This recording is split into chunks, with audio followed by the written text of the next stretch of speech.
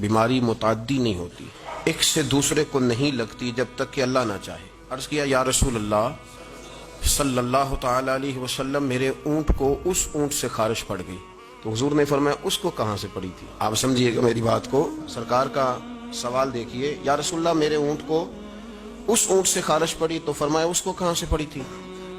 عرض کی حضور وہ تو قدرتی معاملہ ہے، تو فرمایا یہ بھی قدرتی معاملہ۔ یہ ٹھیک ہے کسی آدمی کو جراثیم لگ جاتے ہیں، یہ درست ہے کسی آدمی کے ہاتھ کو بعض اوقات ایسی چیز لگ جاتی ہے جو نہیں لگنی چاہیے تھی، لیکن وہ مؤثر تب ہوتی ہے جب رب چاہتا ہے۔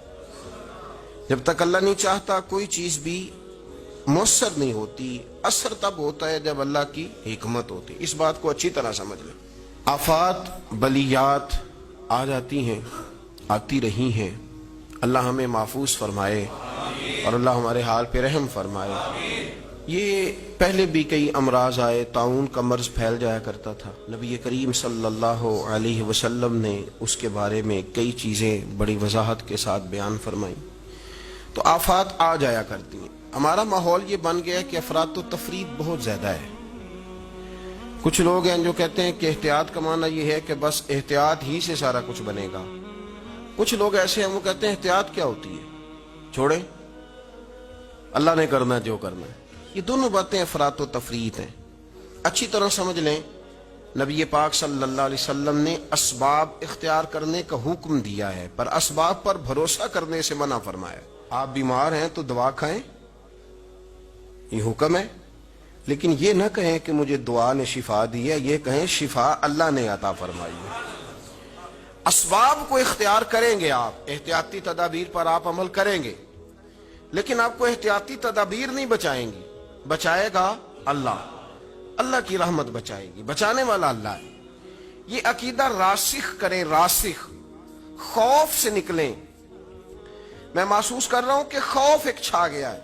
نبی پاک صلی اللہ علیہ وسلم کی بارگاہ عالی مرتبت میں ایک صحابی نے عرض کی یا رسول اللہ صلی اللہ علیہ وسلم، میں نے نا مسجد نبوی شریف میں نماز ادا کرنی ہے، تو میرا اونٹ میرے ساتھ ہے، تو میں کیا اسے کھلا چھوڑ کے اللہ کے بھروسے پہ نماز پڑھ لوں؟ کھلا چھوڑ دیتا ہوں، کسی کے ساتھ باندھتا نہیں، کسی جگہ اس کی رسی کو میں باندھتا نہیں، کھلا چھوڑ کے اللہ کے بھروسے پہ نماز پڑھ لوں؟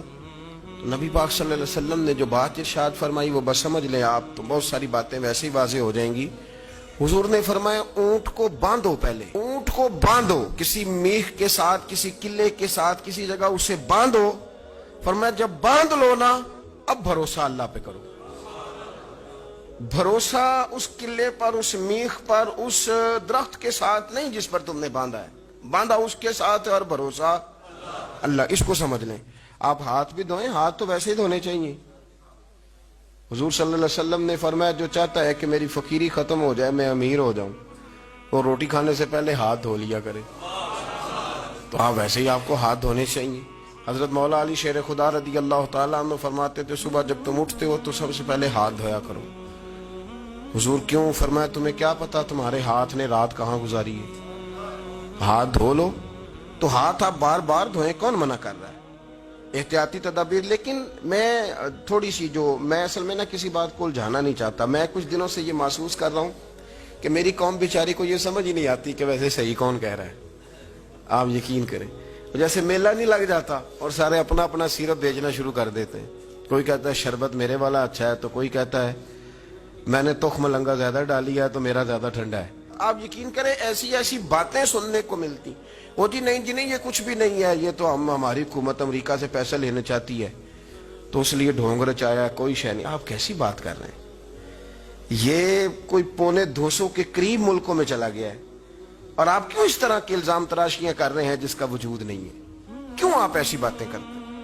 آپ کے پاس جب تک کوئی مضبوط بات ہی نہیں، آپ بات کیوں الجھاتے ہیں؟ کوشش کریں، جو آپ کو تدابیر بتائی جا رہی ہیں، تدبیر کو اختیار کرنا دین کے اندر سنت ہے، کوئی منع 2 رکعت نماز پڑھے اور یہ ذہن بنائے کہ رب کو میں نہیں منانا ہے اور وہ میرے کہنے سے ہی مان جائے گا۔ حضرت سلیمان علیہ السلام دعا کرنے کے لیے باہر نکلے، بارش نہیں ہو رہی تھی، تو آپ باہر نکلے تو ایک چونٹی نے اپنے پر پھیلائے ہوئے، آپ چونکہ جانوروں کی بولیاں جانتے تھے تو چونٹی بھی دعا مانگ رہی تھی کہ اللہ مہربانی فرما، بارش عطا فرما۔ قحط پڑ گیا، تو حضرت سلیمان بھی سارے لشکر کو لے کے باہر نکلے دعا کرنے کے لیے، تو رب کریم نے فرمایا سلیمان آپ واپس چلے جائیں، بارش ہو جائے گی۔